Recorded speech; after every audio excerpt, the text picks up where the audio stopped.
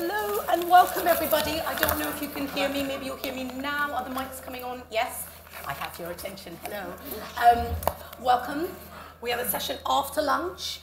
There will be no postprandial slump in this one. We're not going to do slide-by-slide stuff. We are going to have a chat, basically. And I'm really, really delighted that we have in the room not just us in the flesh, but also some panelists who join us, whom hopefully you can all see. Yes, you can see, and we can see here in front of us, our panelists who are joining us remotely. Now, we have a stellar lineup in store for you today. We have Lorraine Estelle, currently at Information Power, but formerly CEO of GIST Collections, formerly at Counter, and until very recently, also in charge of licensing for EIFL, which is the Electronic Information for Libraries, right? An international not-for-profit organization working to enable access to digital information in developing and transition countries. We have Andrew Joseph, who joins us from Johannesburg. Welcome, Andrew. Andrew is digital publisher at Wits University Press, and he has worked, you name it, he's worked at Springer Nature, at Wiley, at Sage, at Elsevier, and now, of course, at Wits University Press, as I said. He is chair for PASA, which is, let me get it right, the Publishers Association of South Africa, and he's also involved with lots of standards development for metadata, right?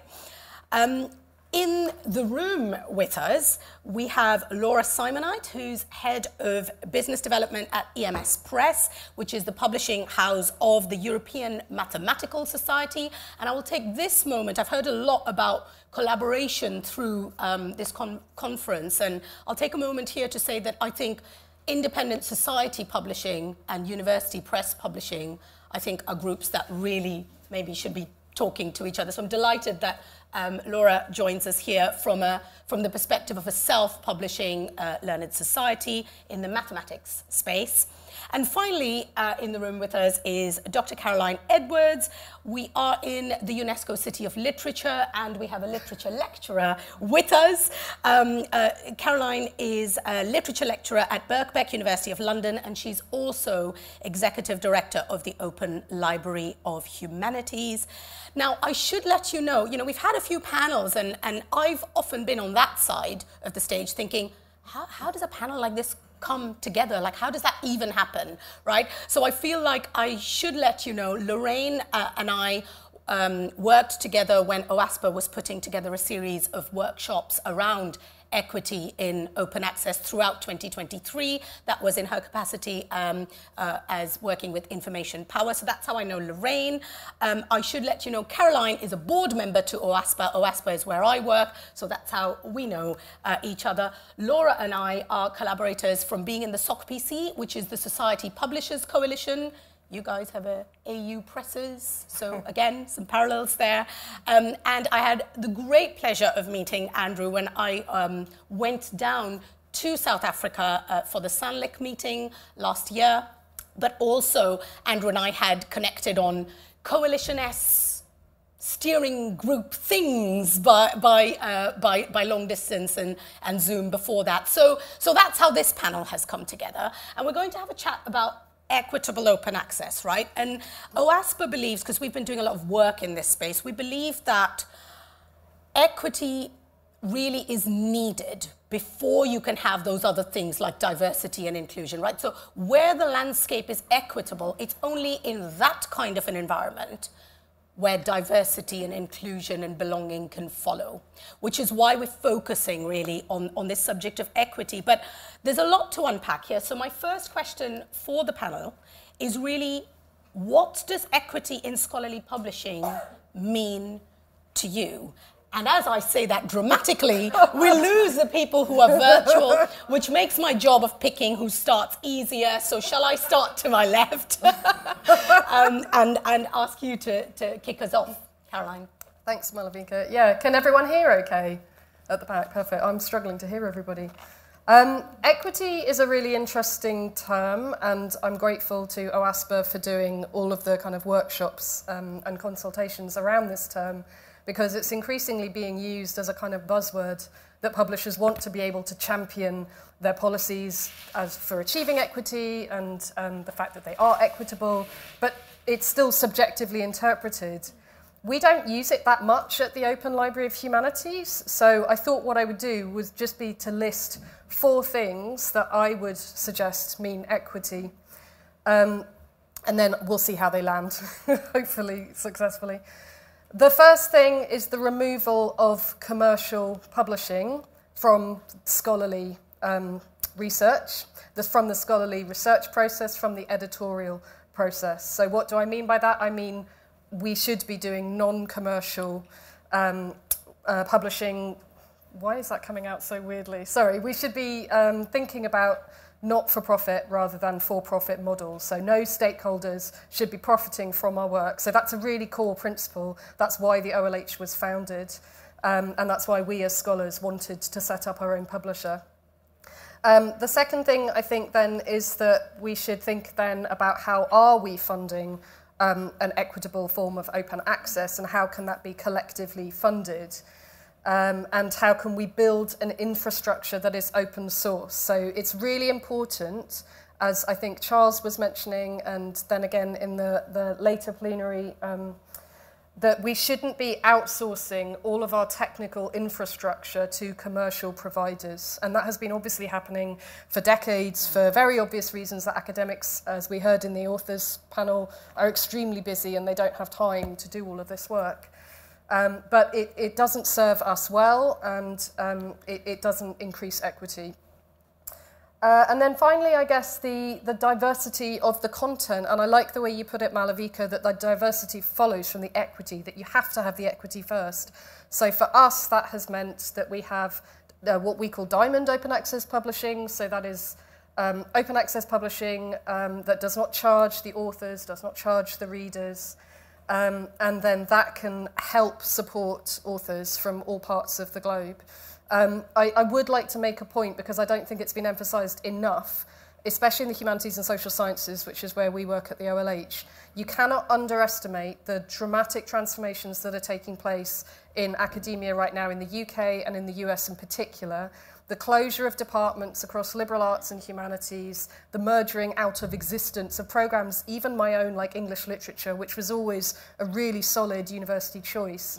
I've spoken to colleagues, even as recently as yesterday. There are a number of high-profile departments that won't exist in the next couple of years, and they won't even have English literature degrees anymore. So they're not going to be buying our English literature books in the same kinds of ways. And also those books won't get written.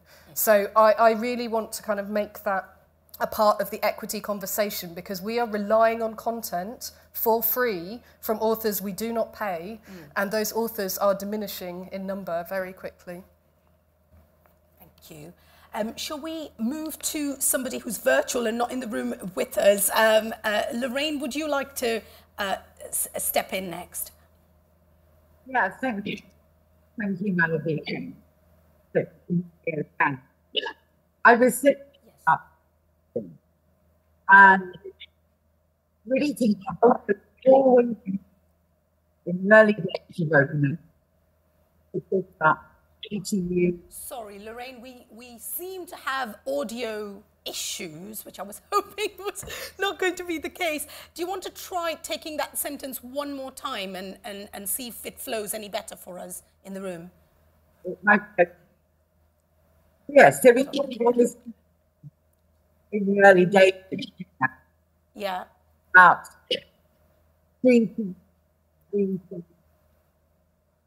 and Lorraine, sorry. I'm really sorry, Lorraine. We don't seem to hear you very well. I'm dreadfully sorry about this. Sorry, folks, I'm looking there because that's where the camera is, so they can see that I'm talking to them.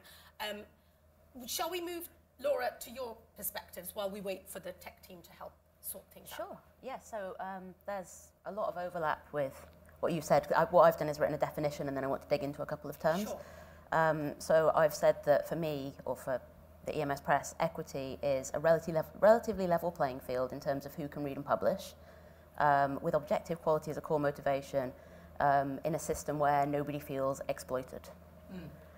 So what do I mean by relatively level playing field? Obviously, not everyone can publish, and we should be mindful of not producing too much content with the APC system. It's massively increased the amount of content. It's not sustainable, and most of it's never going to get read. So, kind of, what's the point in it being published? And then when I say objective quality, I mean peer review. Obviously, it's not completely objective, but it's being assessed by peers. It's being viewed at that level of quality.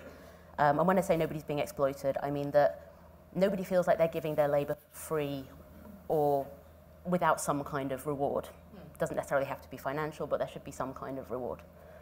So that's how I would define it. Now, we don't seem to have Joseph and Lorraine back in the room.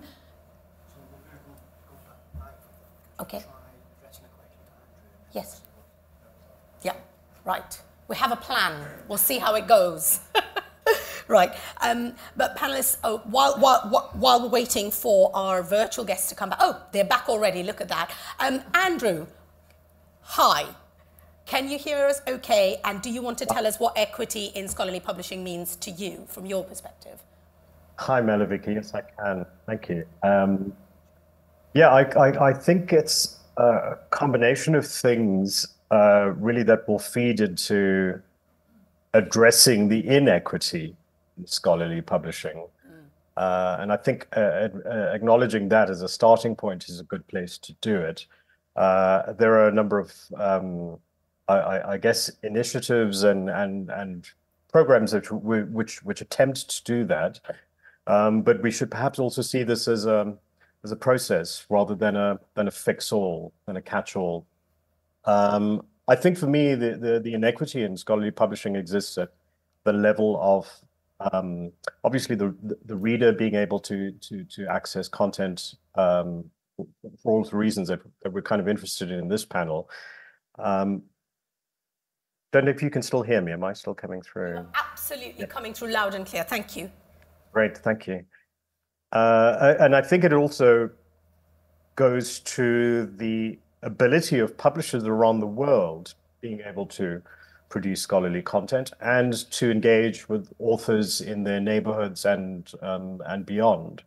So I think I want to just disambiguate one thing, which is the idea of we, and those of us in this room feel a collective sense, but there are we's and we's, and I think there may be differentiated approaches in terms of partnerships and relationships that we need to look at in order to address that. Thanks. Great. Well, I'll come back to your we's and we's very soon, but thank you for that, Andrew. Lorraine, what about your perspective on equity? Thank you, Madam. I hope you can hear me. My perspective is all about the way we frame scholarly communication in the context of open access. And I was looking at some websites today of organisations in the UK, in Europe, and we always talk about removing the barriers to access. There was another one, all publications to be available on the internet, free for everyone to read and reuse. And, you know, what I think this really means is we frame the objectives of equity in scholarly publishing in terms of free to read and reuse, but in the silent context that we're talking about the outputs of authors in our own country or those authors that we fund. And I think really when we're talking about global equity, it's time for a complete reset. And we need to be thinking not just about reading, reuse, but we need to think about publishing, that every researcher in the world can publish their work openly. And that's, for me, what we really need for equity. And it's critically important because we're at a time when we have so many issues that we need to work on collaboratively across the world. Global warming, water security, food security, pandemics.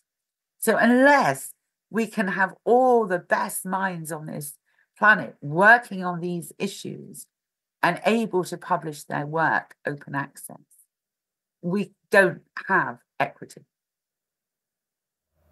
Thank you for that, Lorraine. And so flowing on from what everybody's shared here, I guess my next question comes to, and Lorraine, you've started to touch on this, who do you think is being excluded and how big really is the problem? And perhaps, Andrew, if I can go to you on this first, because this might come into your wheeze and wheeze as well.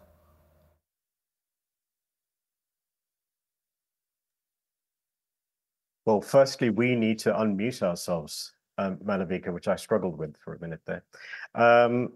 Who's being excluded? I think, I don't imagine, I think it's easy to kind of imagine there's a conspiracy of some sorts to silence voices. And I'm sure in some places in the world that is the case. I would say this is more incidental and perhaps best intentions don't always land. But I could easily point to the implementation of OA in South Africa for particularly South African university presses, where there's there are varied approaches that each of the presses do. Some follow some sort of embargo model, or there's green or gold or hybrid or diamond or those kinds of things. Bearing in mind, most of these are book publishers that I'm considering. I think the fact that they're not particularly aligned and we don't have a very concrete, coordinated policy and process in place. I think we get mixed messages from the state and institutions. So I think those kinds of things, immediately, that's the on-the-ground setting for it. So I think the idea of exclusion is simply by other regions or organizations or countries having those things in place. It takes a few steps, I guess, for publishers in South Africa to be able to coordinate that. I don't think there's anything. Just to emphasize that, I'm not saying that it's a deliberate exclusion, but fundamentally that's the impact of it. If I could just say one other thing as well. There's another issue which I think is global, is inter-institutional competition within countries. With the intent being to ensure that your researchers, the researchers from your institution, your university, are published and it's disseminated at the highest level, the largest number of hits and citations, etc. What tends to happen is a pursuit of the most efficient way of ensuring that measured efficacy. Sacrificing, I think, or not investing enough in ensuring that there is local controlled publication and dissemination of the content. So I think those factors kind of work together to exclude people. Yeah. Thank you. And I should, at this point, also let our lovely audience know that, Andrew, you authored a piece back in 2015 in the UKSG Journal, which incidentally Lorraine is co-editor of. But yeah, it was back in 2015, a piece by Andrew Joseph. It's worth looking up because I think it's something relevant to the conversation and rings through even today. It's about scholarly publishing in South Africa and the global South on the periphery. So I encourage you to go and look at that. And is there anything more that you wanted to draw on, maybe from those themes, Andrew, or say about that context when you think about scholarly publishing in the world? And then, of course, you were bringing out the local themes and the importance of not excluding that element and that facet.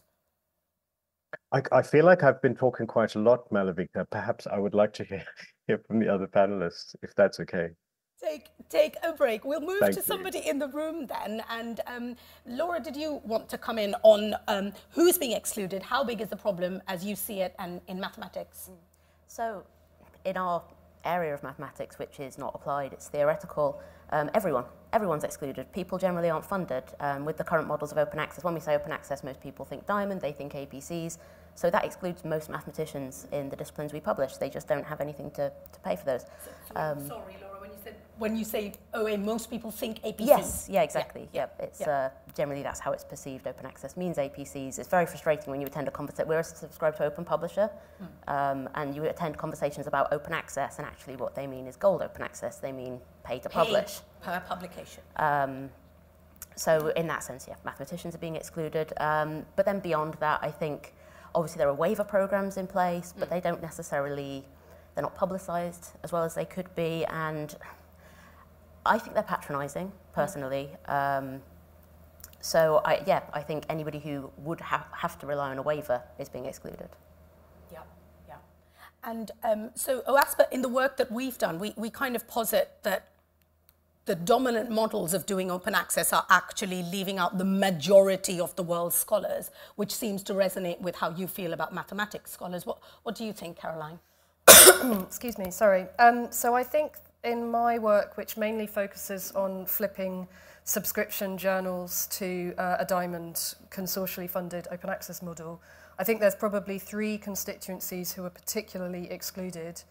Scholarly societies, they've been mentioned a few times, and obviously I'm sat next to a scholarly society publisher, but scholarly societies in the humanities in general rely on an income from their publisher to survive, and that may be supplemented with revenue streams from their annual membership as well, and possibly for posting out print copies of their journals. Excuse me, sorry, I've got such a cold.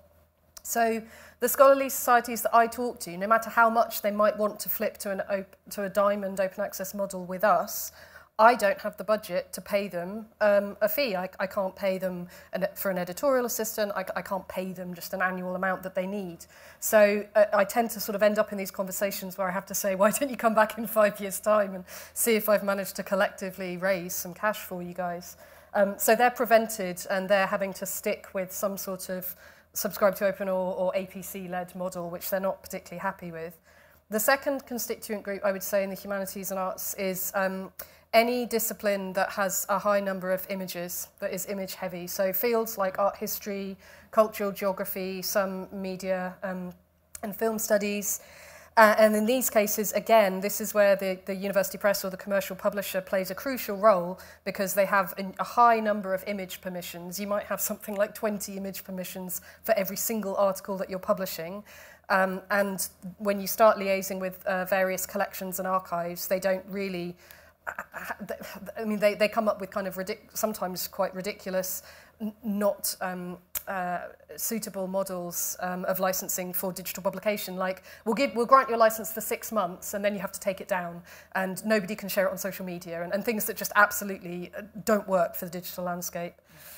So again, we don't have the budget to pay for those kinds of licenses. So obviously, even if they want to move over to us, they will stay with usually a large commercial press who can afford it.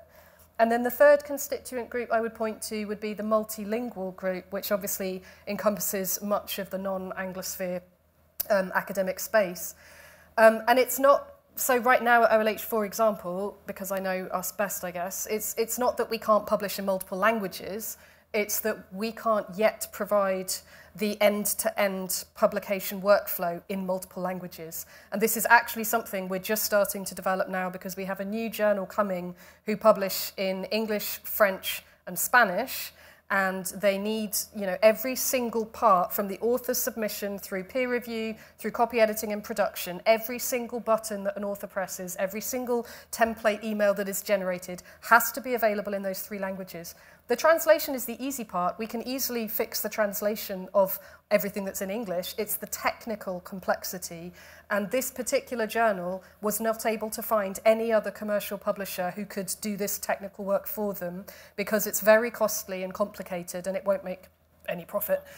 So this is something that we're doing, but it takes a long time. You have to really invest in growing your infrastructure.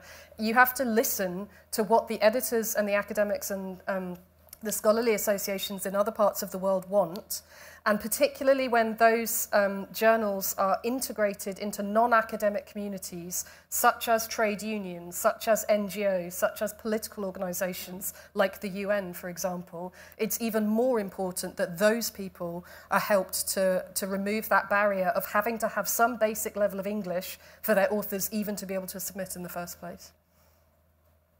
Thank you for those perspectives, Caroline. And Lorraine, from the EIFL time that you've had, what's your view on how big the problem is of exclusion, who's being excluded, and maybe picking up on some of those points Laura was making about waivers and how effective they are at helping with the exclusion there? Lorraine? You're on mute. Sorry, I'm having the same problem that Andrew had there. Yeah, absolutely. And talking from my experience of working with EIFL and the colleagues in the EIFL partner countries, the biggest problem is money. And, you know, I think Lara said just now, we shouldn't conflate open access with gold OA. But it is really important because authors in the developing and transitioning countries want to publish in prestigious journals for the same reason that authors all over the world want to publish in prestigious journals. But the cost of doing so is way, way beyond possibility. And this is why I think that waivers are really important.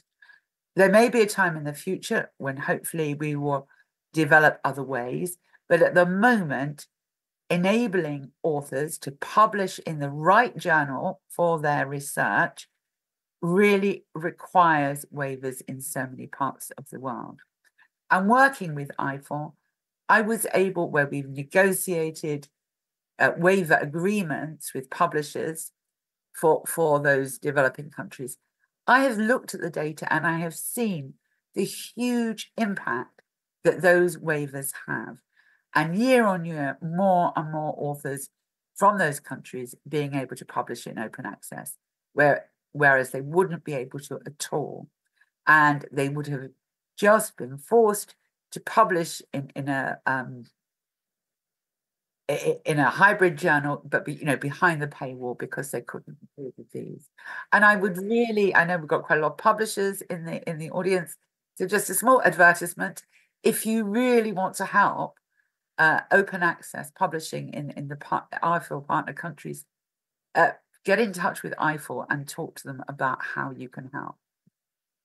Great, thanks for that, Lorraine. And just your perspective, Andrew, on waivers. What do you think of them? Helpful, harmful? What's your view on that?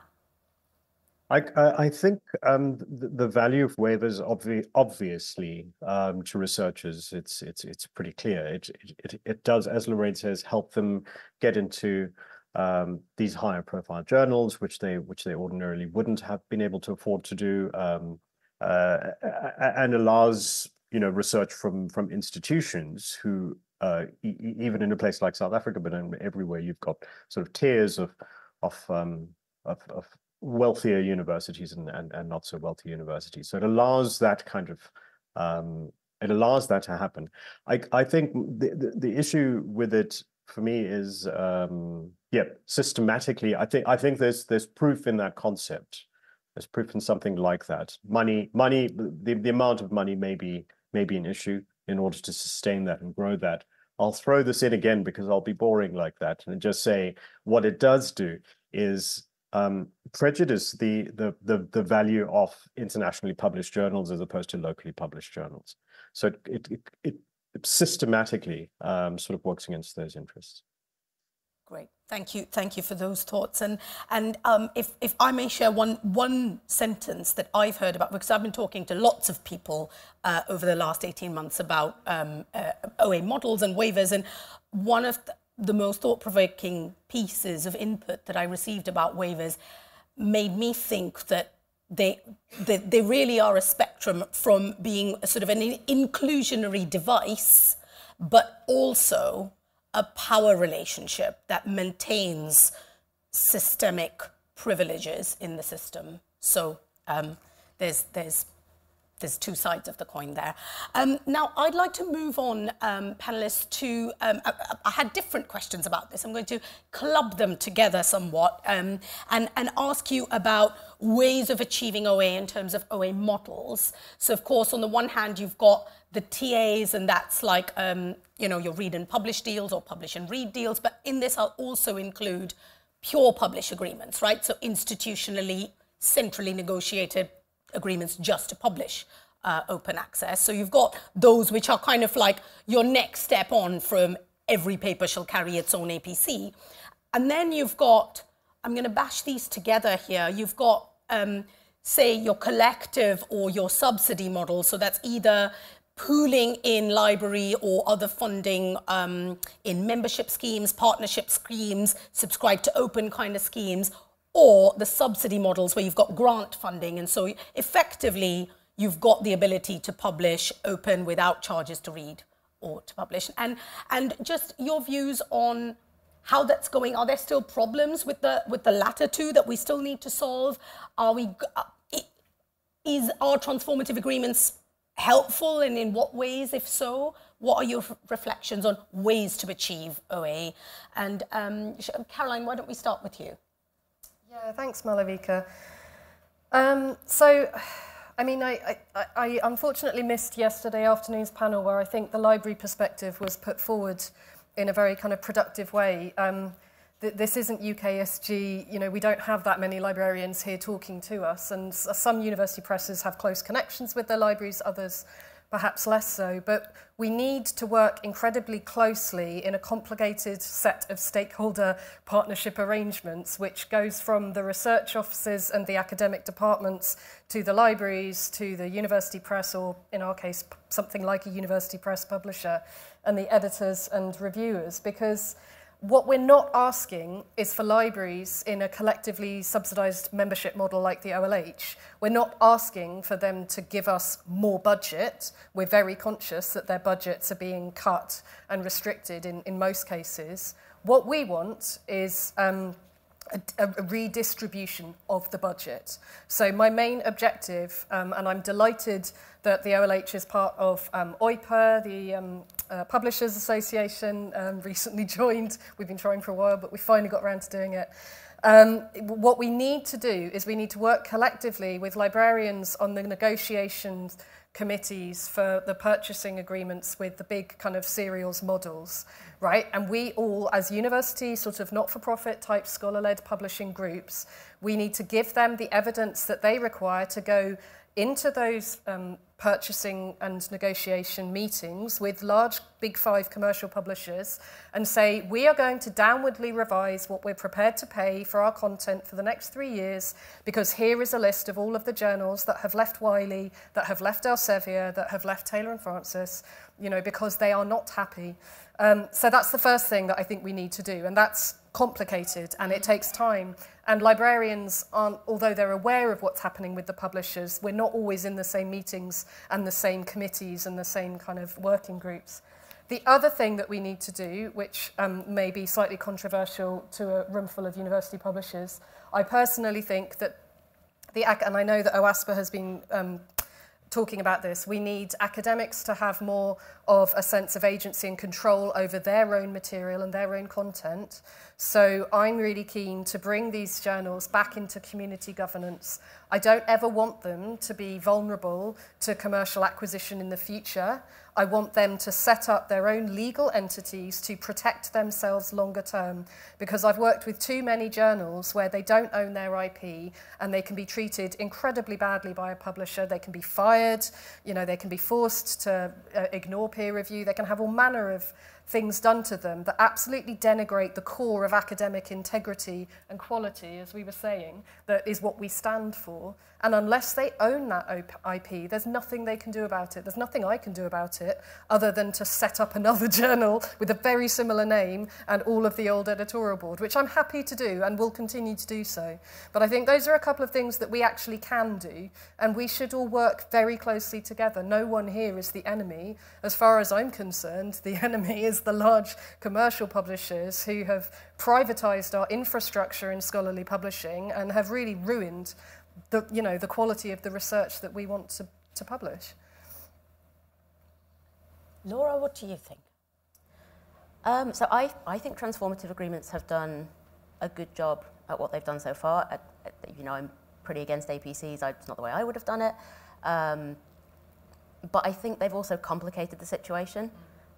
They've made it much harder for libraries to manage their own budgets. They've made it harder for individual subject librarians to acquire the content they want, because if it's not part of a deal, they can't have it. And it's also made it very difficult for small publishers like me to have those conversations with librarians, because they have to deal with these big, complicated contracts. And it's multi-department, multi-stakeholder agreements within the institution. They just don't have capacity, even though it's super simple to buy a subscription. They don't have capacity to do that. So, yeah, complicated. Yeah, because there's the read and the publish facet, and all the data that goes with, tracking outputs and downloads and combining them. Yeah, great. And your view then on the way you do things now is subscribe to open. Yes. Downsides to that, upsides to that? I think it was in the panel yesterday again, someone said that subscribe to open is the simplest model that's the hardest to explain. So, yeah, I don't know, I don't really have much to add. Like, it's a good model, it works for us, it's not for everyone, it could never be for everyone, but I don't think open access should be one size fits all. I think there are lots of different ways to do it. I also don't always think that open access is the right path for some things. When I'm talking about journals, by the way. I should be clear, we haven't done any open access books. It's just too complicated at the moment. We don't know how to move forward with that. But the other thing I would say as well with Diamond Open Access, just to add this to the discussion about how things are going, Diamond Open Access is great if there's money to support it. If there isn't, someone's labour is being exploited, whether that's a publisher or whoever. Journals don't just happen for free. Yeah. And I think that's an important part of the Diamond conversation, is if that's the way that we want things to go, then we've got to systematically find a way to fund it, whether that's collective, or multiple streams, multiple parts. Our virtual panellists, I'll turn to you next. So models and ways of doing OA, from transformative to Diamond, across the spectrum. What do you think is helping to build equity? Lorraine, what do you think? Again, speaking from the context of the developing countries and the transition countries that I worked with at EIFL, read and publish agreements have been really, really useful. And there is an assumption that a read and publish agreement has to be paid for. But EIFL has worked with a number of publishers, several publishers, where there are read and publish agreements in place which are free to the institutions in certain EIFL partner countries. And that really is very nice. It gets rid of that whole waiver thing, because it's just part of an agreement which is about reading and publishing. And in some of the EIFL countries, maybe it's not free, but at a really, really deeply discounted level. So there are publishers working with EIFL who are doing read and publish agreements, which I would say are absolutely transformative. I think the other thing, when we're talking about models, one that we haven't really mentioned so far, is the green route, if you like, the green policy. And that's really important for lots and lots of the countries that are EIFL members. We've talked about the problems with gold and open access, and that isn't always possible. And obviously, many authors can't participate in it anyway. But I think when they can't, we really need to think about green policies with no embargo, certainly for those countries that cannot participate in a gold model. So I think, yeah, free read and publish, or if not, a green policy with no embargo for those countries. And Andrew, your perspective on the model mania that achieves OA, what's helpful to equity? Malavika, I think there are a number of, I guess there are a number of things here. There's something I wanted to say, which is there was a famous South African politician who was, when elected in the democratic dispensation, was asked if communism really worked or not. And his answer was, it doesn't matter whether it works or not. That's not the question. The question is, who does it work for? And I think that's the approach that I have with the TAs at the moment, which is, again, the concept of it is clearly there are some benefits to be observed for the institution that I'm at, for academics that I know who are publishing and who benefited from the tiers that have been negotiated in South Africa and beyond. This doesn't extend, as Laura says, it doesn't really extend. It doesn't boil all the way down yet. So there are all sorts of cautions with that. Just having a look at the JISC report on the effectiveness of TAs and things like that.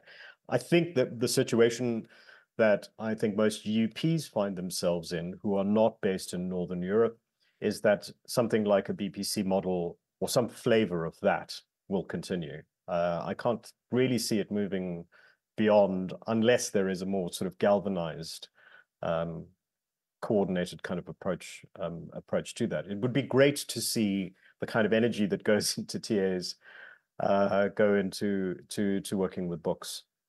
It'd be excellent to see that. Yeah, good point. So we have now about 15 minutes where I'd like to open up for Q&A and bring you all into this discussion. So Poppy, can you in the first instance let us know if there are questions on the app, because I don't know if there aren't any. Great. So it's all of you and all of us folk, nobody's on the app, who has things that they want to ask the panel. Stunned silence. No, please don't give us stunned silence. I mean, it could be that we've rattled through some things and you've kind of gone, sorry, but what was that? Or I didn't quite get that. Or what do they mean when they say that? Was there any of that? Because I'm conscious there's an awful lot of jargon as well, right, in here. Right, we have a question up here. I'm Philippa Grand from LSE Press. I suppose this is a question to Caroline, kind of prompted by her comments about needing to give academics back a sense of agency and control. And it's really a question that I was asked yesterday by Bernie from OASPA, which is how, that's great, we should do that. But, a bigger problem is academics just not being interested in open access or publishing or some of these issues. How do we get more of them engaged? And what can we do? What are the arguments can we make? How do we do that? Because they're also such a big player, as you also said, in this whole infrastructure of people we need to pull together, and they have so much power, especially in their relationship with the libraries. But how on earth do we get them to feel kind of proactive and engaged? Thanks, Philippa. That's a really important question. In a weird way, academics have all the power, because without their content, we have nothing to publish, and they have none of the power.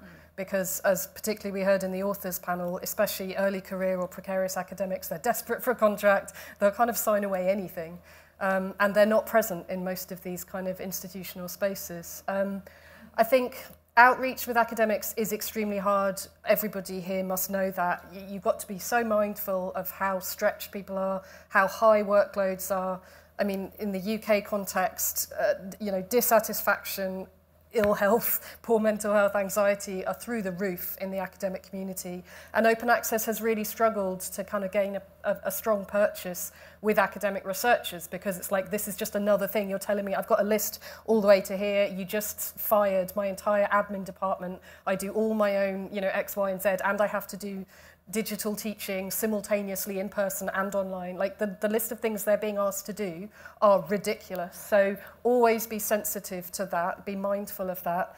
I think the best thing that you can do is find academic champions.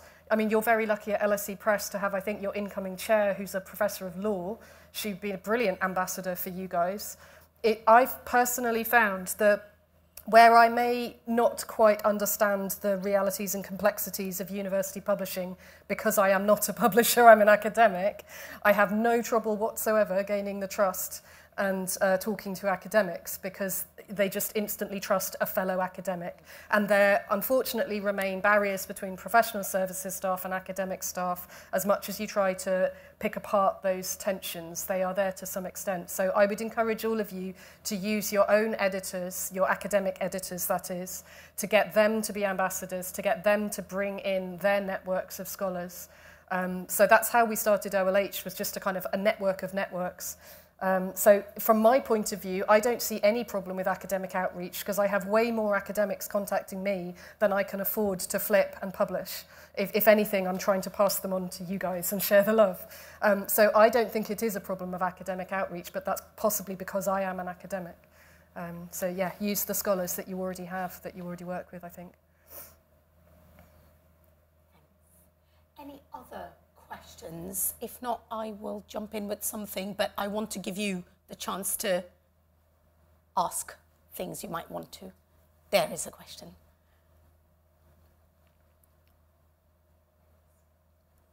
Hi, I'm Victoria Pittman from Bristol University Press. Sorry, Victoria, can we turn up the mic because maybe in the room we can hear, but I'm conscious Lorraine and Andrew may not be picking up.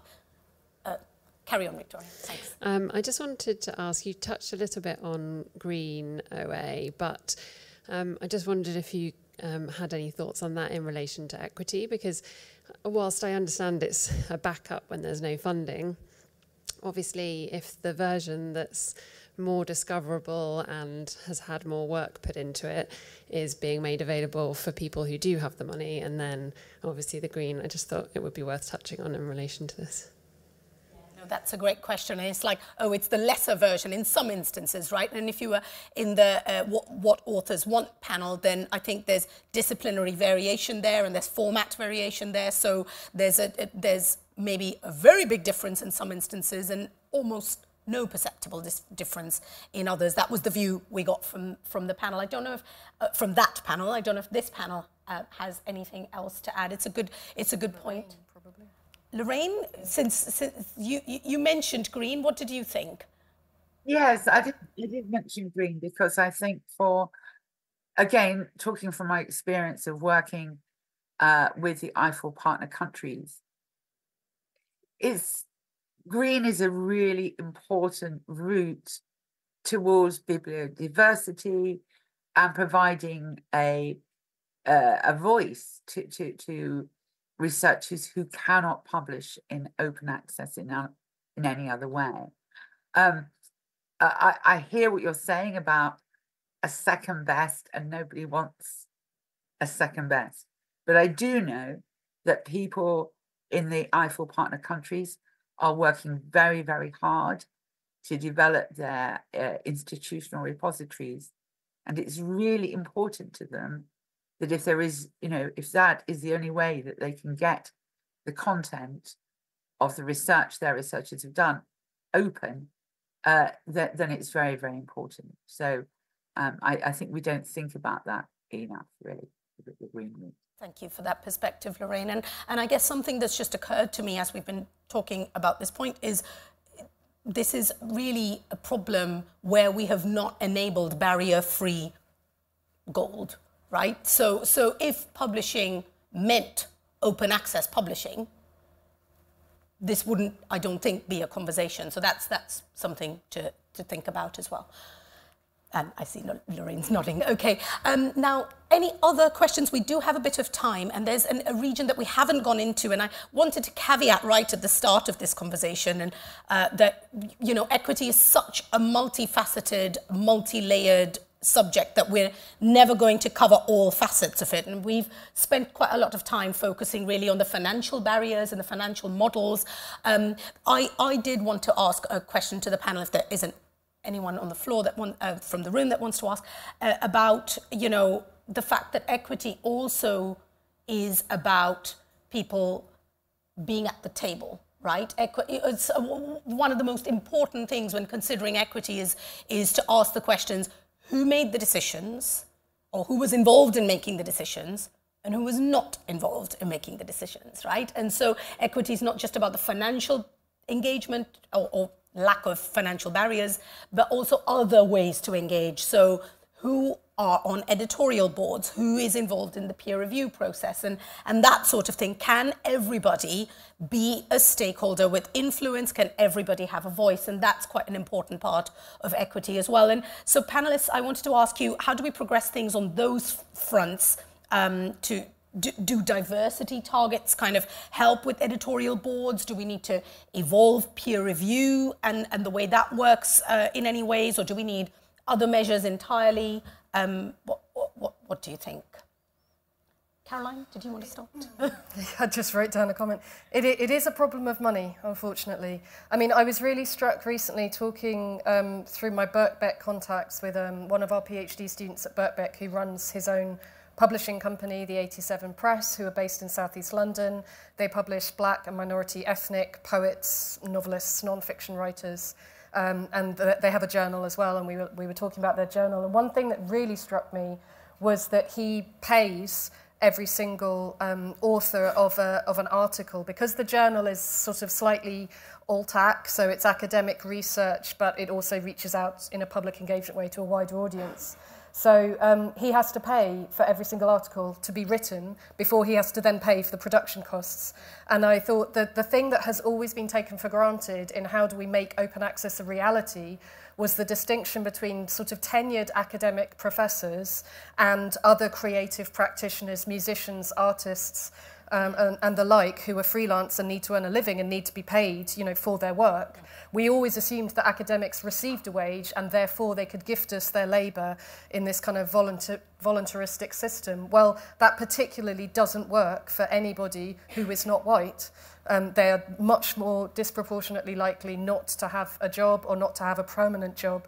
So the financial barriers are even higher than I think we realise. So we have to start by talking to people and then thinking, how the hell do we crowdfund this? How do we draw awareness to this? How do we make sure that these voices are even able in the first place to make the content before we even consider whether the content is paywalled or whether it's published under whichever open access model? That's a huge challenge that I don't really hear being talked about, to be honest. Thank you. Andrew, what do you think? Sorry, Malavika, it's the left hand that doesn't do it very well. I'm sure people are going to pick up on things. I don't want to repeat what I imagine people are going to say. I think there's one thing for me, which is, again, just thinking as a publisher, a small book publisher in the South, it would be good, and this is no critique of existing programs and initiatives, but I think it would be good to have perhaps a South-led initiative that's supported in the same way as any of these any of the existing programs are. And I think that for me would be able to include at a more fundamental level, at a base level, things like language, costs, the management of that kind of thing. And also perhaps it will favor authors and research from the South, but that might go to some way to even out the inherent inequity in it. Thanks. Thanks, Andrew. Lorraine, what do you think? This is such a big subject. Yes, I do think money matters, and I was thinking about this in terms of who's included in sort of different different initiatives that publishers have, different fora that publishers have. I can't really talk about how they engage with and give a voice to the authors that they publish, because I'm not privy to that. But I think it's very interesting when I see publishers, setting up lots of library advisory groups, and that's a world that I'm much closer to.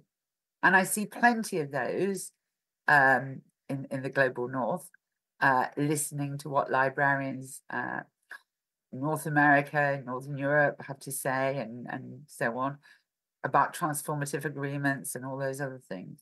I don't see that same sort of engagement in the EIFL partner countries. And, sometimes it is more difficult to get those things together. But yeah, I would like to see publishers engage with libraries around the world a little bit more meaningfully, and listening to what they have to say. And Laura, Ed boards, peer review, representation, what do you think? So again, I think it's a really complicated, big topic. One thing that I think occurs to me when we're talking about editorial boards, for example, is I think quotas for representation, whether it's regional or gender or whatever, should be probably aspirational, because I don't think you can just, especially in a discipline like maths where 90% of researchers are men, you can't give a 50% target and expect us to realistically achieve that, because it's overburdening that 10% of female researchers who are already less likely to have access to open access publishing and things, and then you're asking them to do all the editorial work for their male peers who probably aren't being put in the same position. They're less likely to be involved in the peer review process, they're less likely to be invited, because it's all, especially in maths with these very niche disciplines, it's very network-based. So men choose men to review their papers. And I think it's an aspect of open access that isn't perhaps spoken about as much, like the underrepresentation of women in open access. So. Thank you.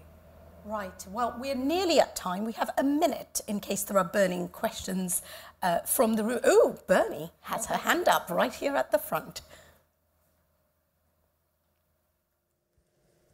Thank you. I'm going to do that annoying thing of saying this is more of a comment than a question, but I'm going to say it anyway. It's an observation. So I feel like it's like an onion, all of this, and you strip back a layer and there's another layer and there's another layer. Okay, so yesterday we had a panel where we talked about increasing diversity and inclusion and equity and belonging in jobs within the publishing industry, right? How do we get people working? And when I have to say, I joined Sage in 1991, and I think everyone was white. I was working class. I didn't know what a journal was. I'd not been to uni. I was from a council flat, and I didn't know what I was doing. And I thought, I'll stay here a while. It looks nice. Stayed there for 22 years. It's amazing. However, everyone was white back then. Now there's much more diversity.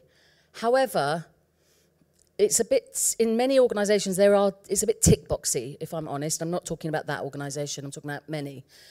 And what I'm aware of is we need, when we talk about scholarship and we think about journals and books, actually we need to get this stuff out, and we've talked about this in many different ways, get away from the abstract method, how we package this stuff.